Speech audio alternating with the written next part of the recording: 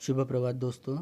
मैं अमित सर वत्सला भाई बनमाड़ी school of scholars Armori की तरफ से पिछले तासिका में हमने आपके 7वीं कक्षा के हिंदी के नए लेसन अग्नि की उड़ान इस पाठ में अब्दुल कलाम जी के प्रारंभिक जो जीवन है, बालपन का जीवन, उस पर प्रकाश डालते हुए हमने बहुत सारी चीज़ें देखी हैं।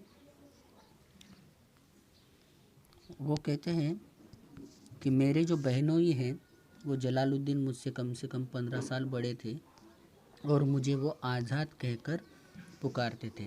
यहाँ पे जो जलालुद्दीन और शमशुद्दीन दो साथियों के नाम का उल्लेख यहाँ पे हुआ है।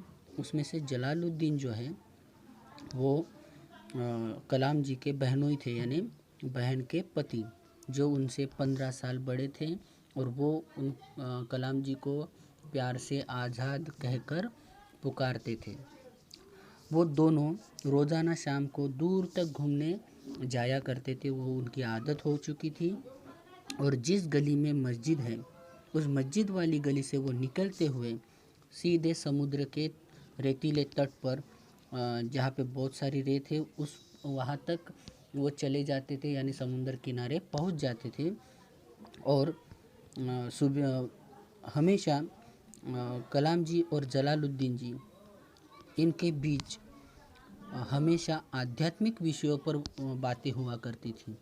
आध्यात्मिक यानी धर्म, भगवान, ईश्वर, अल्लाह, यानी भगवान, इस विषय पर, अध्यात्म के विषय पर, रीति रिवाज, परंपरा, जाति प्रथा, इन सभी विषयों पर जो भी चीज़ें आध्यात्म से जुड़ी है, भगवान से जुड़ी है, इन विषयों पर उनकी हमेशा बातें हुआ करती थी।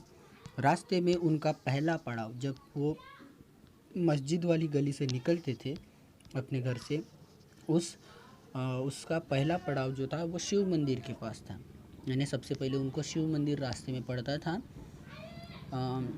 इस मंदिर की जलालुद्दीन और कलाम जी वो उतनी ही श्रद्धा से, भक्ति भाव से उस मंदिर की परिक्रमा यानी चक्कर लगाते थे, जितनी श्रद्धा से बाहरी प्रदेश से आने वाले जो भी श्रद्धालु लोग हैं उस मंदिर की प्रदक्षिणा लगाते थे, परिक्रमा लगाते थे, उसी भक्ति भाव से ये दोनों भी उस शिव मंदिर की परिक्रमा करते थे।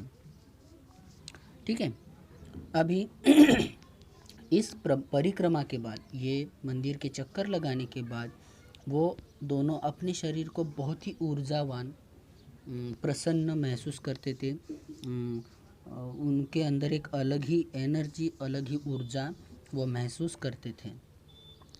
इस पूरे इलाके में जलालुद्दीन जी ही थे, एकलौते व्यक्ति थे जो अंग्रेजी भाषा का उनको ज्ञान था, वो अंग्रेजी भाषा लिख पढ़ सकते थे।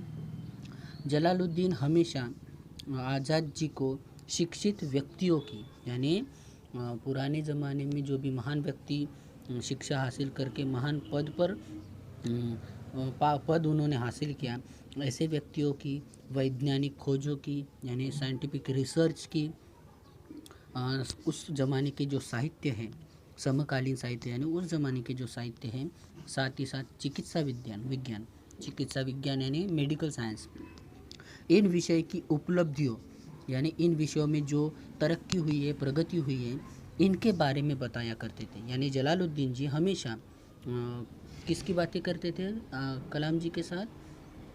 उस ज़माने में जो भी शिक्षित व्यक्ति हुए, महान व्यक्तिमत्व हुए हैं, उनके साथ साथ वैज्ञानिक खोज, रिसर्च कौन कौन से हुए उस ज़माने में, साथ साथ उस ज़माने के साहित्य के बारे में और मेडिकल साइंस के बारे में हमेशा उनके साथ चर्चा करते थे, उनके बारे में बातें करते थे, या उनकी जानकारियाँ कलाम जी को वो देते थे। और इसी वजह से जलालुद्दीन जी एक ऐसे व्यक्तिमत्व हुए कलाम जी के जीवन में कि उन्होंने एक सीमित दायरा, यानी जिस तरह से कुएं के अंदर जो मेंढक फंसा हुआ है उसको लगता है कि यही हमारा जीवन है, यही पूरा ब्रह्मांड या विश्व है, क्योंकि उसने कभी बाहर की दुनिया देखी नहीं होती, कुएं के बाहर की दुनिया देखी नहीं होती। और इस वजह से उस कुएं की मेंढक की तरह न रहते हुए कलाम जी को उन्होंने प्रेरित किया कि इस सीमित दायरे से, लिमिटेड एरिया से बाहर निकलकर इस दुनिया का ज्ञान उन्होंने कराया, इस दुनिया का बोध उन्होंने कलाम जी को कराया।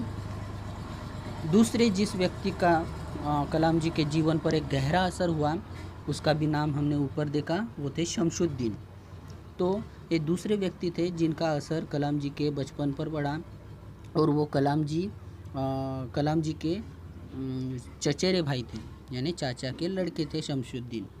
वह हमेशा वह रामेश्वरम में अखबारों के एकमात्र वितरक थे। यानी आज जो न्यूज़पेपर हम देखते हैं, उस ज़माने में भी न्यूज़पेपर आते थे, उस न्यूज़पेपर को वितरित करने वाले वितरक, जिसको हम डिस्ट्रीब्यूटर कहेंगे, ऐसे एकमेव व्यक्ति थे कि उस ज़माने में वो अखबार लोगों तक पहुंचाते थे।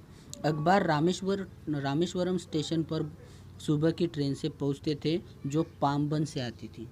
और ये जो सुबह सुबह जो अखबार आता था, वो रामेश्वरम स्टेशन पर जो पहली ट्रेन आती थी सुबह सुबह, उस ट्रेन से वो अखबार पहुंच जाते थे।